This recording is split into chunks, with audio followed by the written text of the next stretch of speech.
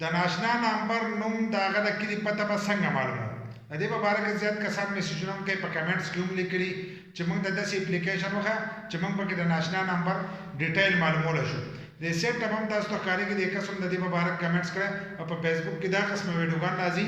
چې د ناشنا نمبر ډیټیل معلوم کوي خو کله چې موږ هغه اپلیکیشن نه لوډ کړو هغه ویب سایټ له لاړ شو او نمبر سرچ کړو نو د هغې ډیټیل نه معلومیږي نو څنګه دا ډیټیل معلومیږي که نه معلومیږي دا تاسو د دغه په باره کې کړه ده نو په دې ویډیو کې په دغه باندې تاسو کوم چې د ناشنا نمبر ډیټیل معلومیږي کنه معلومیږي هغه لپاره چې تاسو په ویډیو پوره یو لایک شیر کمنټ چې ویډیو له لازم ورکړئ او دا په کوم وخت کې ضرورت راځي دا په هغه وخت کې ضرورت راځي کله زموږ د کور نمبر ته د ناشنا نمبر نه ټلیفون راځي داسې بیوقوفه کسان دي چې هغه ناشنا نمبر بار بار میلاوي او په دې کې به د زنانو نمبر راشي نو کله چې هغه کور نمبر ته ولګي او زنانې راوچت کی نو دې په بار بار ټلیفون کوي کبه ته د دې طرف تاسو وایي چې ټلیفون مکوئ نو دې د هغه طرفه کانسل کوي خود ته دا پته نه لګي چې زموږ په کور کوم د زنانې دي داسې وایبل کس میلاوي زموږ د کور زنانو ته چې دی هغې ته هم میلاولی شي نو د دې انجام اکثر وروسته خرابي خو داسې کسان چې دی هغه په نصیحت باندې چې دی نه کېږي خو موږ له دا کول نه دی پکار چې موږ د هغې نمبر ډیټیل معلوم کړو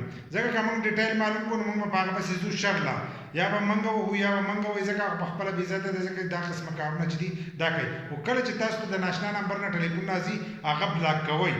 په ساده موبایل کوم بلاک کېږي او په ټچ والا موبایل کې چې دی په هغې کوم بلاک کېږي که چاته طریقه نه ورځي نو په یوټیوب چینل کې چې دی د دې په باره کې زموږ ویډیو موجود ده ځینې کسان به وایي چې دا خو په تممیل او په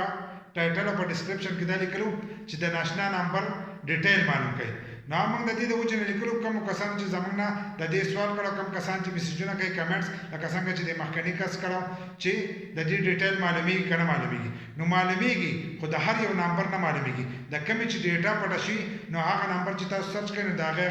نوم د هغه د کلي پته چې ده هغه به تاسو ته معلومیږي خو د هر نمبر ډیټیل چې دي هغه تاسو نشئ رایستلی بل لا چې دا تاسو له کومې کمپنیانې چې دي ټیلنار جیش شو یا داسې بینک شو نادرا شو دا هم تاسو له د یو کس ډیټیل چې دي دا نشي درکولی لکه د هغه نوم د هغه د کلي پته چې ده دا تاسو له نشي درکولی ځکه دا یو غیر قانوني کار دی کم کسان چې د دې په باره کې ویډیوګان جوړوي که بیا هم ستاسو شک نو تاسو د هغو نه تپوس کوئ او هغو ته کمنټس او میسج کوئ کیدای شي که هغو له نورو طریقې ورځي هغه تاسو ته ښایي خو زموږ د ویډیو مقصد دی چې دا قسمه کارونه چې دي چې د دې لپاره تاسو سرچ نه کوئ بل دا شر فساد موږ نه خورو چې د دې نه شر فساد د یو شي نه جوړېږي او هغه موږ تاسو ته په ویډیو کې وښیو که دا ویډیو د چا خوښه شي نو یو لایک شیر کمنټ چې دی دې ویډیو له لازم ورکړئ د داسې نورو ویډیوګانو لپاره زموږ د فیسبوک پیج هم د ځان سره فالو کړئ او یوټیوب چینل چې دی هغه هم د ځان سره سبسکرایب کړئ